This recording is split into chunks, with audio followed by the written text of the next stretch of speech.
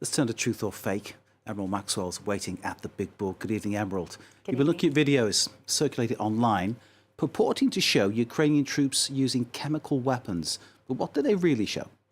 Well, claims that from pro-Russians that Ukrainians are using chemical weapons have come up again and again.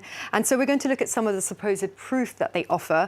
France 24's observers have identified and debunked 5 videos which were shared by pro-Russian accounts in English, which seem to show Ukrainian soldiers making or using chemical weapons. Let's take a look at a couple of them now. This one here was shared on Twitter and viewed more than 150,000 times with the caption, "Ukrainians are so proud of their chemical weapons. Will anyone from NATO say no to them?" In it, we see red and black canisters on the table. We see some drones. And we also see, if we scroll forward towards the end of the video, we see some more canisters being kept in a fridge with plastic bottles that seem to contain coloured objects. We also hear a man's voice commenting on the scene. A second video shared by an English language Twitter account of a pro-Russian news channel called Rybar. Well, this one has been shared a video which has been viewed more than 400,000 times. And in it, we see this drone munition assembly workshop. But the caption on Twitter claims they're making chemical weapons.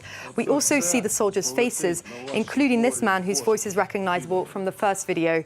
And he seems to be the person in charge of the workshop, Mark. How can we know what this actually is, Emerald? That's the question, isn't it?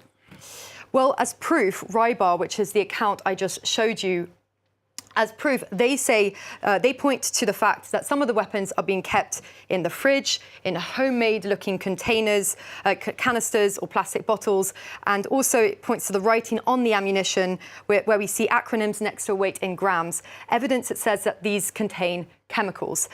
So we decided to track down the soldiers speaking in the video. We found reference to him as Robert Magyar or Robert Brovdi on versions of these videos shared on Telegram. We also see Magyar on his uniform, and he also refers to himself in the video at one point as Magyar. So using these clues, we found his Facebook account, we contacted him, and he agreed to answer us in a public video on his Telegram channel, which is subtitled in English.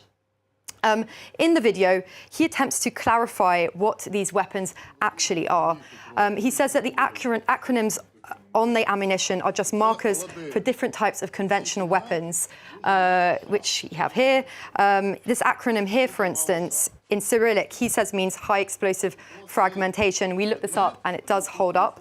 He also says that the fridge is broken, and they're only using it for storage as they don't have a lot of storage space. And he says that the plastic bottles in the fridge are only used as protective packaging for the finished munitions ready to be dropped by drone. We then spoke to some independent arms experts, and they deemed the soldiers' explanations credible. They also said that these type of chemical weapons don't even need to be kept in a fridge. They also said that some of the weights written on the packaging is normal because the weapons are evidently being dropped by drone, which requires precise knowledge of their weight.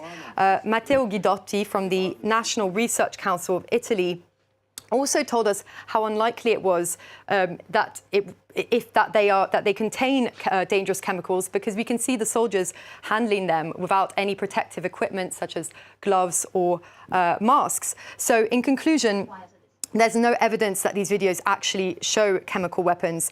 That doesn't mean we can't completely rule out that the Ukrainian troops aren't using them. The Russians claimed on the February 6th that they had verified their use by Ukrainians in Bakhmut and Soledar, but without providing any evidence to back up its claim. And the only way to definitively prove that would be to collect samples from the ground. And so far, the international body in charge of carrying out that sort of investigation, the OPCW, says it hasn't been called upon to do so.